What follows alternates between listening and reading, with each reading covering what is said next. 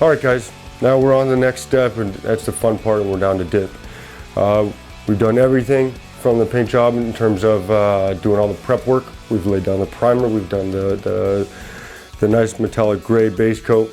At this point in a traditional custom paint job, this would be the stage where I would be hitting it with my airbrush.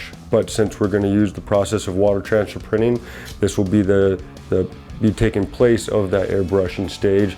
And what we're going to be doing is using this tank here. It's a tank of just regular water. Water's warmed up to about 90 degrees. And what happens is we have the film that's already cut out to this specific size. We lay the film down in the water. Once you lay the film down, you leave it in the water for about a minute. And what that's doing is the film is literally soaking up that water. It's just absorbing it. And it's very important that you allow the time to soak up the water, because it utilizes that when I spray it with this special activator made specifically for the water transfer printing hydrographic industry. And what it does is you spray the film after a minute, and literally all the paper qualities in the film that will completely dissolve, leaving just the ink or the paint floating on top of the water. Now you'll see when I lay the film down, there's quite a bit of consistency. I mean, it looks like a piece of paper is film that I'm laying down in the water. But once you see me hit the activator and I submerge the product in the water, that consistency is gone. And that's the reason why we have these dams here, is because if I didn't have them, as soon as I hit the activator on the film, if the dams weren't there to contain it, the film would just dissipate in the water, because again, there's no consistency holding it in place, and that's what we have the dams here for. So moving forward, we'll hit it with we'll lay the film down, we'll hit the activator, and we'll dip the product. When you dip it, watching videos, you'll see it looks like a lot of fun and really easy, and there are a lot of pieces that are pretty simple to dip, but there are some that are quite difficult. As long as you know the process and the technique, really what you're trying to accomplish is hitting your product while you're dipping at about a 45-degree angle against the water. You don't want to just hit a flat spot. Like if I was doing a skateboard, I don't want to just dip the skateboard flat on top of the water, and allowing it to belly flop, because that's when you'll create air bubbles and get little pinholes. So when you have it going down at about a 45-degree angle, you allow the film to adhere and slowly grip onto the product while you're dipping it, and it creates a really nice contact, and you get that real strong grip and hold. So once we dip it and once we submerge the product, I'm going to leave it in the water for a few seconds, swishing around. The activator is some pretty harsh stuff, and if you leave it on the paint, it could literally eat away at the paint. So the water mellows it down. I dip it and I'll kind of leave it in the water for a few seconds, and it kind of mellows out the activator. I take that off and immediately go put it in my rinse station. Before I turn that on, I let it sit for about 5 to 10 minutes, let that print settle and get etched into the paint. And once I do that, I have to rinse all that activator off. Before I go and hit this with a clear coat, there can't be any kind of trace of activator left on the product, which is why we're having to rinse it off. So that's really the process in a nutshell. You'll see as we dip it. The one thing that I'm sure you'll notice is the consistency of the film while I lay it down is completely changed by the time I spray it with the activator. While I dip the part, you'll see it pretty much get cut off, and how lucid it is. So let's have some fun. We'll dip the product.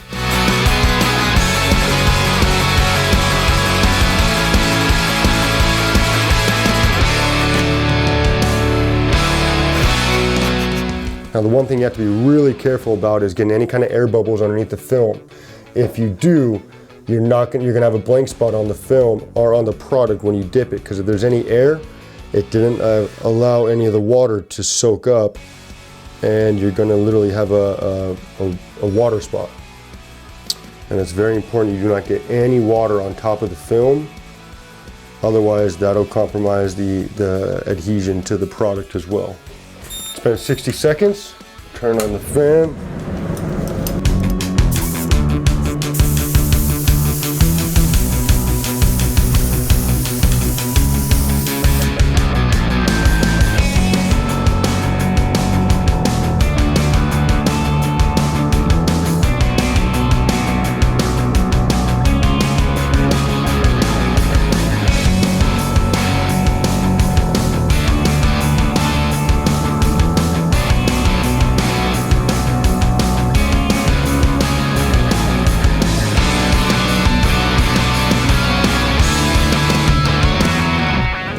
see, all that film is gone. There's no consistency left to it.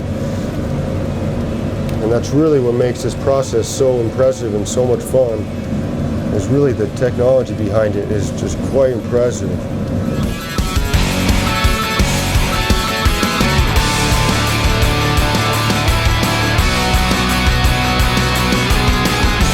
So there we go.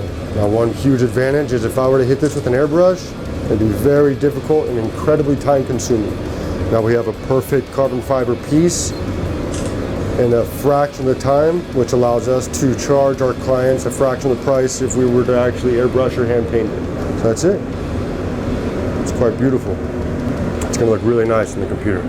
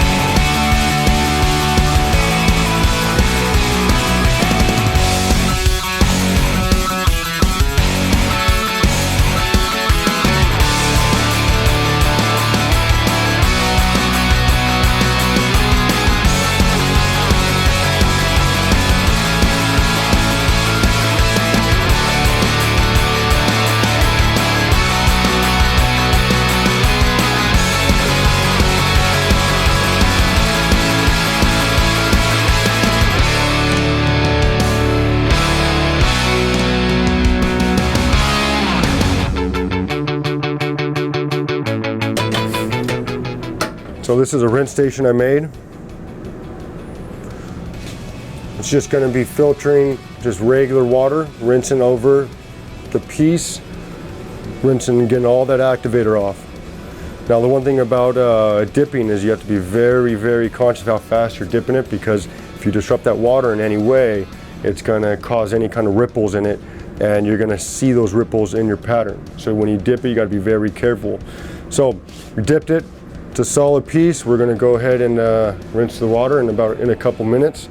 Now, if there was anything wrong with it, and if there's any kind of issue, there was water spots or some kind of dip was done incorrectly, that it caused an imperfection in the pattern, there are ways to fix it. Sometimes doing with an airbrush or a paintbrush. But if it's too bad and unsalvageable, you literally have to go right back to the beginning and completely paint and dip the part from step one. So that's about it in terms of the dipping.